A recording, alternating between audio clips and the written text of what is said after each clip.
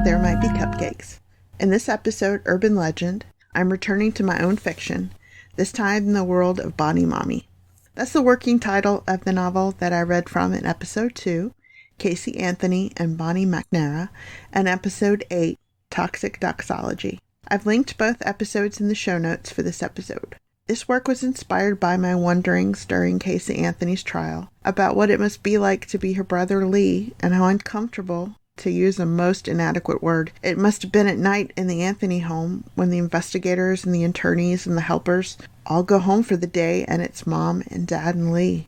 Did they talk about nothing but the case and what might have happened to Kaylee, dramatically absorbed by what was happening to them? Or did they avoid it and try to act like a normal family, whatever that is? Did they avoid each other completely and retreat to their separate corners? Or did they fight nonstop, screaming and assigning blame until they faced the next morning, bleary-eyed, where they pretended to the rest of us that none of the previous night ever happened? So, I invented Bonnie MacNara and her brother Charlie, who live in the small town at the bottom of my mountain, Amherst, Virginia. I wrote the short story that starts the novel, which is actually now a collection of short stories from different points of view, in one sitting.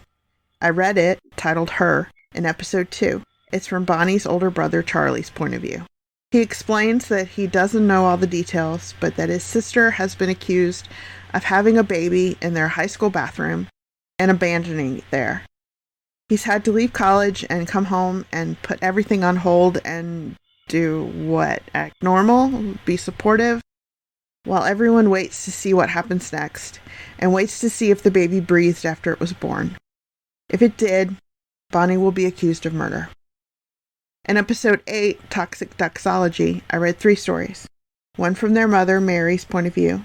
One of their younger brother, Caleb's very confused point of view. He's very young and only understands something is horribly wrong, framing it through the only wrong he understands, the boogeyman. And the one and only story from Bonnie's point of view, where she explains what happened, what she remembers, and what she justifies. In this episode, I'm going to read several short stories from several different points of view.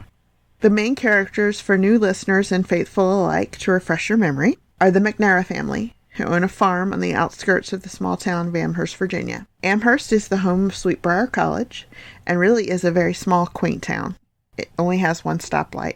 The family is Chuck and Mary, and the children in order are Charlie, Bonnie, and Caleb. Bonnie was named for, as a gentle family joke, Mary's nickname as a Virginian beauty queen, Bonnie Mary. Her name is Bonnie Mary MacNara, and this unfortunately backfires in the press once the news hits of her baby's death, of course, because the press just loves to twist things and make them macabre. There is one other member of the family, Hank, a farmhand who has lived with them in their ancient farmhouse for years. Grave. Woodrow Wilson High School, built to handle the overflow from Amherst High School on Main Street, was tucked into the base of the mountains several winding roads away from Madison Heights and Amherst. WWHS, known as, what would Hitler say, by most of the student body, has 4 sets of student bathrooms, 1 in the gym locker rooms, and 3 spread through the east, west, and central halls. The east bathroom was Bonnie's babies, the crime scene, the site of the murder, the site of the mistake, the genesis of a truth that would become someday its own urban legend. At first, the principal, the school board, and the PTA had closed off that particular girls' room. Caution tape didn't work to keep curious teenagers away, so a padlock was installed. It was still fully functional. Nothing Bonnie, the baby killer, had done or not done had damaged the plumbing, the fixtures, the water source. All gore had been washed away by the head janitor, who had then handed in his resignation after 32 years of service in the school system. But there was a haint about it, a chill about that room and those stalls that could not be sterilized away. Girls were afraid to be alone in that particular restroom. Rumors had already started to spread that the sounds of a baby's shrieks could be heard late at night, that you could see Bonnie's baby in the girls' room mirror if you turned off the lights and chanted Bonnie Mommie 3 times. Bonnie Mommie, Bonnie Mommie, Bonnie Mommie. The principal had heard quite enough, thank you. Mr. Patrician had had enough on his, not bloodstained, thank you, hands, without the hysteria of teenagers fueling an already blazing fire. So he installed the largest lock available at Hill's Hardware. But the caution tape and then the lock could not stop the reaction. Not only did stories spread and grow and change of ghosts and gore and birth and death, but someone had started leaving flowers. First one, just a red rose, red as placenta, was laid across the bathroom's door sill. This one flower, a little wilted, a little crumpled, opened the floodgates. Students began leaving flowers, both origami and real, cards, intricately folded letters on notebook paper, even candy wrappers. The garish memorial to a baby that no one would ever know grew and littered the east hallway, consuming floor space in its wake. No one cleaned it up, no one touched it, no one even spoke of it, and no one admitted to adding to it, but still it grew. Students, teachers, administrators alike stepped reverently around the heap as if it were sacrosanct, and perhaps it was. Summons. It sat on Mrs. Cahill's desk. It sat on Mrs. Cahill's desk. Cahill, but pronounced kale like the vegetable, she always told her students, but they never listened. Mocking her.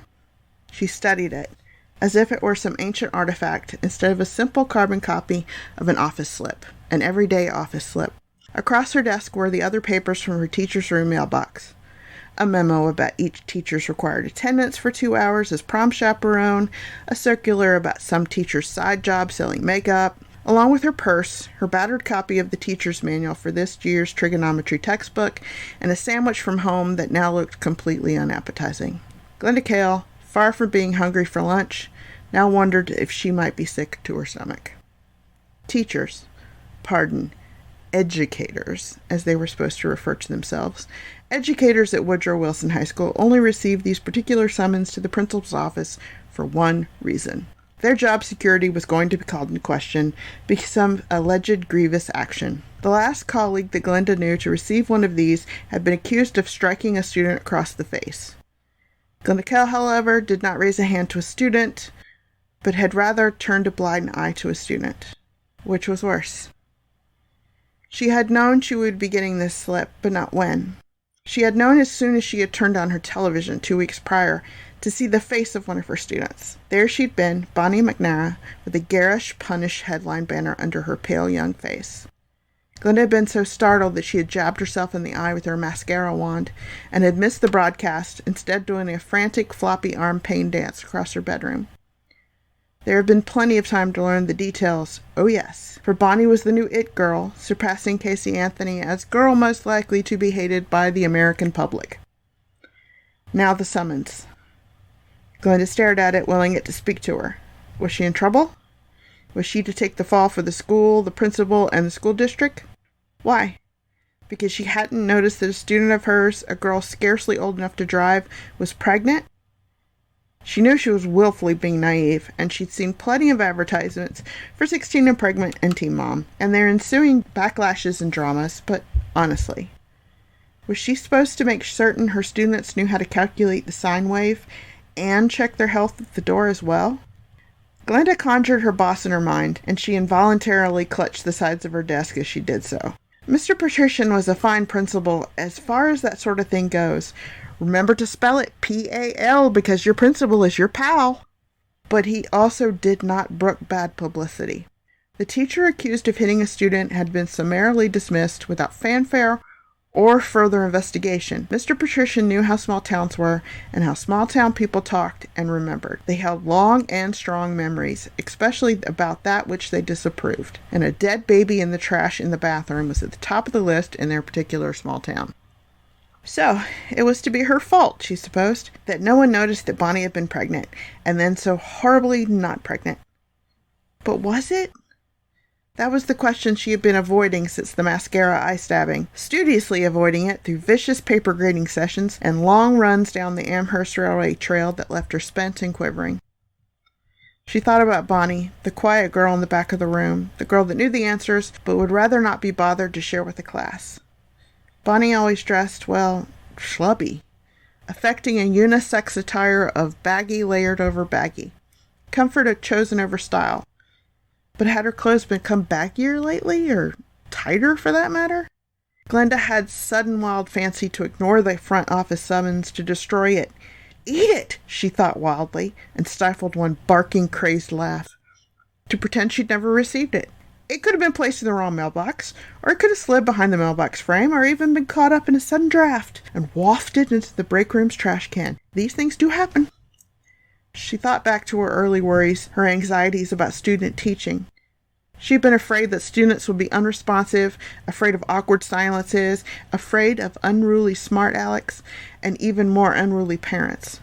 She had never in her wildest dreams imagined this scenario. A pregnant student who hides her condition, then leaves class calmly as you please to have and then kill the baby in the bathroom and then attend her next class. How could any educator prepare for such a thing? Drug use, yeah, and suicide threats, and even bullying. Smoking in the halls, for crying out loud. But this? Glenda had heard the gossip in the teacher's lounge. The crime scene was more gruesome with each telling. Her co-workers were worse than the kids they taught. Grown-ups acting like snarky teenagers, insisting that glue and gore had been sprayed all over the girls' bathroom. She'd heard from her own co-workers that Bonnie had cut the umbilical cord by biting through it like an animal. The last version of the story she'd heard was the reason that the placenta had not been located was that Bonnie had eaten it in some wild, frenzied, satanic ritual. Yep, the going rumor amongst educated adults was that Bonnie deliberately became pregnant in order to have an infant sacrificed for her dark lord. It made Glenda's head hurt just to think about it, and she pinched the bridge of her nose. If that's what was circulating amongst the grown-ups, she didn't want to know what the kids were saying. She remembered Charlie then, Bonnie's older brother, the sweet, smart boy with no head for math, but a stubborn determination to wrestle trigonometry down and make it say uncle.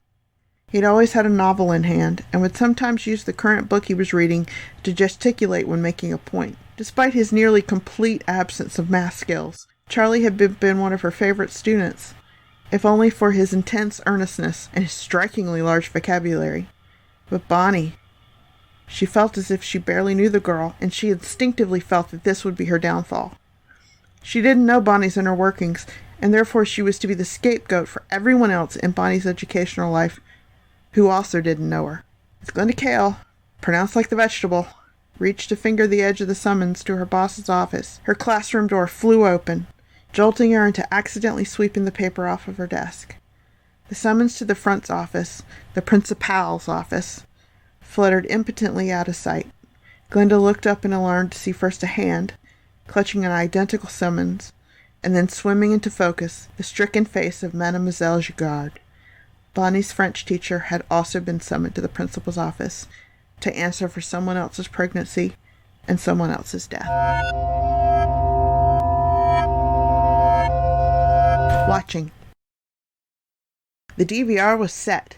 Martha Dooley's weekly update special on local and now statewide channels at 7 p.m. on Thursday night, a prime viewing time for the target audience, and Nancy Grace at 9. Dooley and Grace every night. Forget the tot mom. The Bonnie Mommie was rapidly becoming a viral obsession, first locally, then regionally, and now nationally. Martha Dooley was a local ABC affiliate reporter. The viewer was a young mom herself, or a grandmother of 6, or a kid who'd gone to school with Charlie, or gasp, Bonnie herself, or a former classmate of Chuck's or Mary's, or an aspiring true crime writer or podcaster. Perhaps there would be popcorn or beer or wine. Perhaps they would gather to watch, rowdy and opinionated, or would watch alone, enraptured and yet conflicted with a slight tang of shame at the voyeurism. But the DVR was set. Often certain broadcasts would be saved and rewatched or shared with others. The same questions tormenting the MacNaras, privately and together, were nagging the viewing public. 4 other people in the house above the age of reason, and none of them noticed she was pregnant? Did anyone help her deliver the baby? Did anyone help her dispose of the baby? Other, more prurient questions belonged to the viewing public alone. Was the baby her brother's? Was the baby her dad's? Was the baby that farm worker's? Certain camps were being formed. Team Charlie believed that the handsome, quiet young man was as innocent in all of this as they come. Team Chuck believed that he was a good, hard-working father and husband who must not have known anything. Just look at his kind, craggy face. Team Mary believed that some combination of Chuck, Charlie, and or Hank and Bonnie had conspired to kill the baby and to keep Mother safe and ignorant. And Team Bonnie? Team Bonnie was made up of only a few people, all helping professionals and talking heads, who went on both Julie and Grace and talked about the phenomenon of denial of pregnancy. Teen Bonnie was not popular. The general viewing public could not swallow that an intelligent, healthy, educated girl could not have known she was pregnant. And so they watched. All those eyes watched their TV screens and their computer screens and their phone screens and their tablet screens. All those screens flickered and all those mouths talked and postulated and salivated for the upcoming trial, because there had to be a trial, right? The crowd needed their gladiator. Are you not entertained?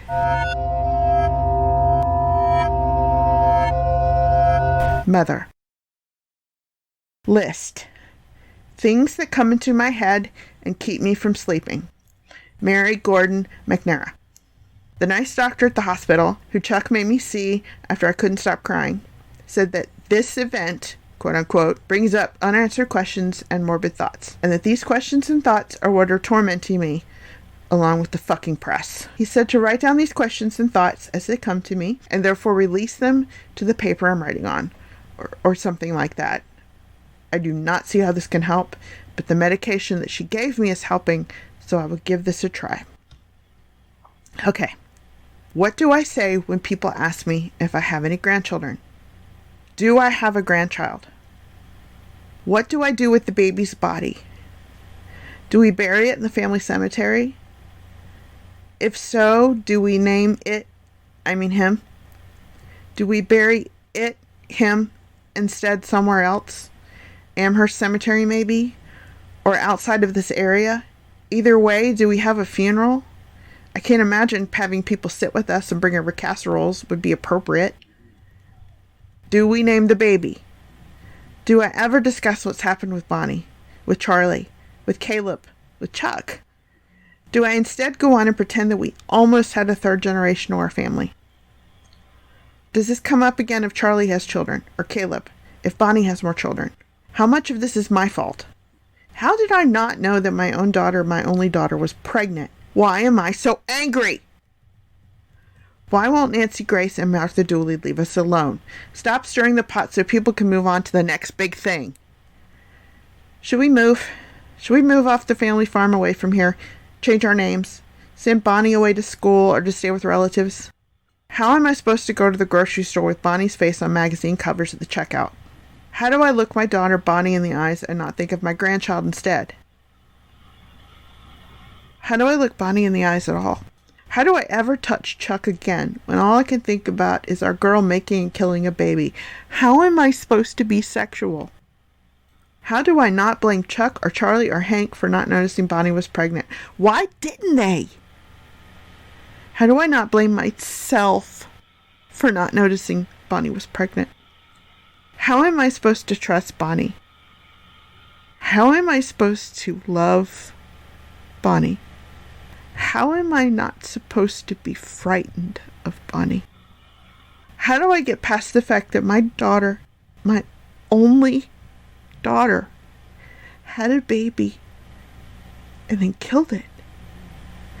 How do I get past the fact that my only daughter killed a baby? Her baby. How can I get past these urges to run? To run away to the city, to change my own name, to start over with no murderer daughter and no dead grandson, just this middle-aged lady on her own in the big city. Because that sounds like heaven. This next story is from Charlie's point of view. Sticky.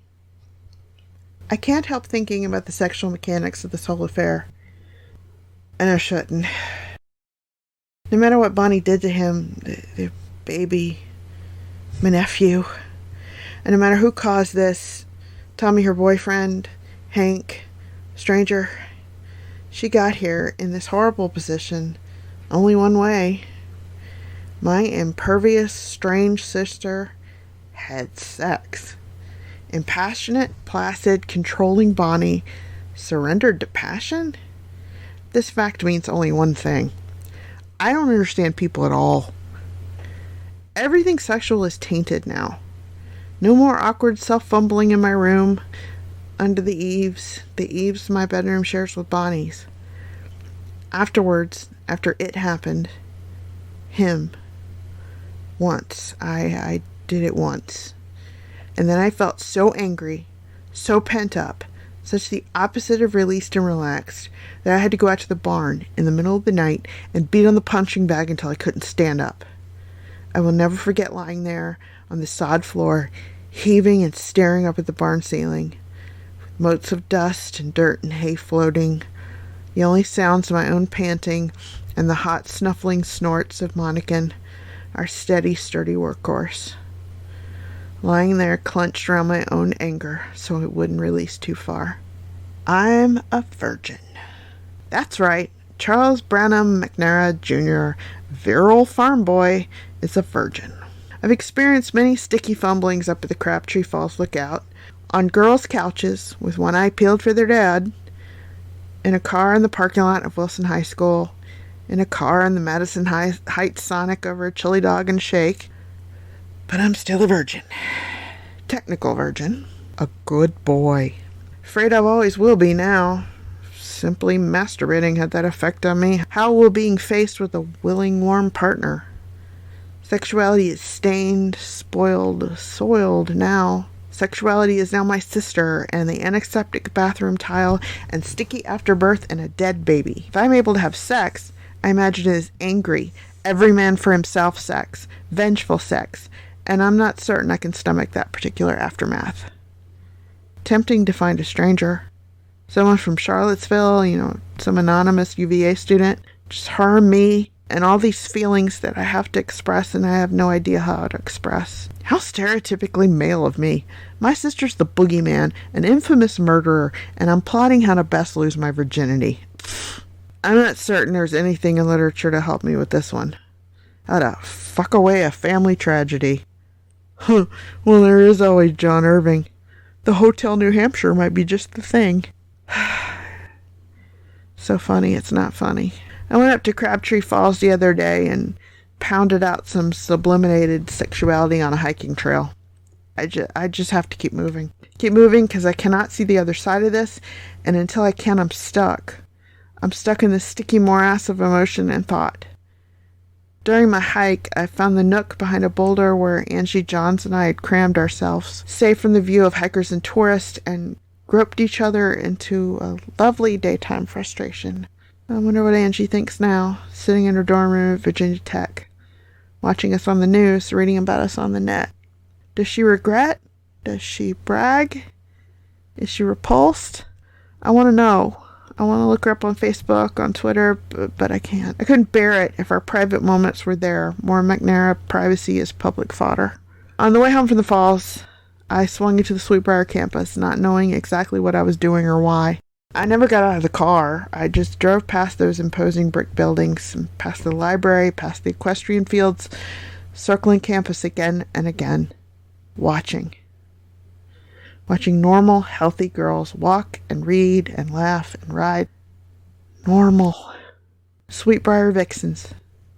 Wishing one of them was my girl. A normal, healthy girl with whom to enjoy normal, healthy companionship and sex. Normal. Healthy. Wishing even that one of them were my sister instead of the Bonnie Mommie boogeyman. Following stories are from the second section, Before. All that I've read in this episode so far, and in episodes 2 and 8, have been from the first section of the novel, After. The way the novel is structured is that you read what happened first. Then you read about all of the characters before it happened, you, the reader, knowing what's coming. Each story in the After section has a corresponding story in the Before section with the same title. Not always with the same subject, mind you, but always related in some way or fashion. Here are the quotes that head the Before section. To love at all is to be vulnerable. Love anything, and your heart will be wrung and possibly broken. If you want to make sure of keeping it intact, you must give it to no one, not even an animal. Wrap it carefully round with hobbies and little luxuries. Avoid all entanglements. Lock it up safe in the casket or coffin of your selfishness. But in that casket, safe, dark, motionless, airless, it will change. It will not be broken. It will become unbreakable, impenetrable, irredeemable. To love is to be vulnerable. The Four Loves, C.S. Lewis. The one you love and the one who loves you are never, ever the same person. Invisible Monsters, Chuck Palahniuk. In the next episode, coming up quickly, I'll read more stories from the before section of this novel. But I'll leave you with one of my favorites, that lets you see the relationship between the three siblings. I'll see you very soon, and I hope you all are doing well. Thank you for spending these last 3 years with me. My anniversary is April 28th, and I'm looking forward to at least 3 more. And yes, I actually did have a teacher named Glenda Kale. I don't know if she's listening, but her name is actually spelled like the vegetable. The ongoing irritation of the pronunciation is my creative addition. I was amused by the idea of the added aggravation, on top of all the other teaching aggravations, all the unnecessary ones, of having to tell kids over and over this simple thing and have them say, and pronounce your name wrong again. I live with my maiden name Pettigrew and my married name Hofstetter, and having to spell them every day and having them mispronounced weekly, maybe. So names are amusing to me. So in one ear and out the other is the refrain of adolescence. I really do remember, even though I'm 48. As bright and gifted as I was, I still would have been one of those ditzy kids in Mrs. Cahill's class. So here's the final story for this episode from the before section. It's called Watching. Charlie climbed past the first branch, then the second, and hoisted himself into his normal perch in the plum tree, to find Bonnie already sitting there. He hadn't seen her because her legs were stretched out in front of her, instead of dangling, stretched out and impossibly balanced on the gnarly branch. "What are you doing?" he asked, still half-hoisted in mid-stretch, made stupid from the growing summer heat and the surprise. "Watching Hank and Monica. Can I?" She gave a dismissive gesture as to say, "It's your tree, too," and lowered her legs to allow him room to step. Charlie pushed, placed his foot where she'd originally laid her legs, and climbed up one branch to perch directly above her. He settled into place, feeling the roughness of the bark against his jeans, and dangling his own legs above her head, and looked to see Hank currying Monica in the farmyard in front of the barn. "Why are you watching Hank?"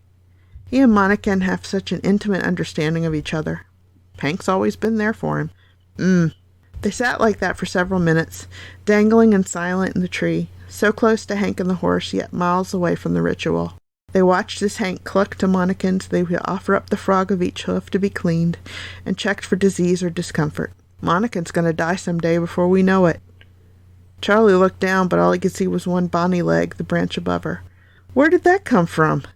"He's always been here, but we don't think what that means. That means he's old for a horse." Charlie just waited. "And after him, Scott. And then Hank will die. And you'll be gone off to the big world." "Yes, all of that will happen someday. Not today. What's going on with you?" "Just been thinking about how fast it all spins by." "Aren't you a little young for that?" "No, I think just about the right age for that." They both watched Hank finish Monica's ministrations, and watched Monica twitch his tail contentedly and nuzzle at Hank's pocket to ask for a proffered apple slice. "Do you think the house will stay in the family?" "Oh, I'm certain one of us will stay, at least one of us." He took a breath then. "I wonder at what goes on in your head," he said, wincing in anticipation of the biting comeback. But she simply responded, "As you should. You're different this summer." "Am I?" "Charlie!" They both looked to see Caleb as he burst through the kitchen screen door. "Close the door, the air conditioner's on in the kitchen," Charlie called. Caleb dutifully turned back and secured the side door, then looked around the farmyard. "Where are you?" The tree giggled. Caleb peered up into the dappled sun through its leaves. "Ow!"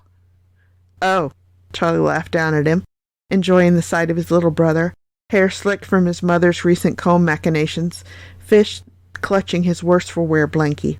"I'm too little to climb the tree," Caleb reminded them solemnly, squinting up at his siblings.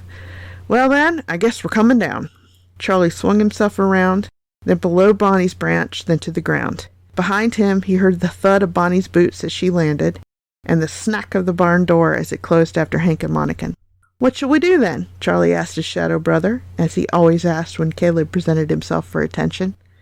"Hide and seek?" "You got scared last time," Bonnie reminded him, shaking her head. "'Cause you scared me," Caleb retorted. "Nothing in the rules about yelling boo." Charlie looked reproachably over his shoulder at Bonnie, who shrugged, communicating, "What are you gonna do?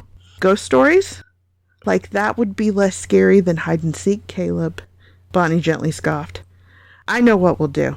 Grab your art box, buddy, and meet us on the porch." Caleb spun happily on one heel at Charlie's words, dashed to the kitchen, and threw open the screen door and house door. "Close the door," Charlie called after him, and the house door slammed in response. Bonnie amiably followed Charlie to the farmhouse's front porch. "It's hotter than balls out here." Stifle. "What? Caleb can't hear me." Caleb met them by bursting through the front door, clutching his plastic tub of markers, crayons, and paper. "What are we going to do, Charlie?" "We're going to make flying machines." And Bonnie allowed herself not to be jaded, not be scornful, not be removed. She let her guard down as she occasionally did when it was only Charlie, Bonnie, Caleb. She sat next to the boys on the porch floor, legs akimbo, one leg pointing at each brother. Charlie extracted sheets of paper from underneath other art supplies, and soon, with his instruction, the trio was folding paper airplanes that soared across the farmyard, paper helicopters that would spin when dropped from the porch railing. Hank emerged from the barn, wiping his hands on a cloth, and heard their chatter above the 17th year cicada's chatter and smiled. It was good. The three of them together sometimes was so good.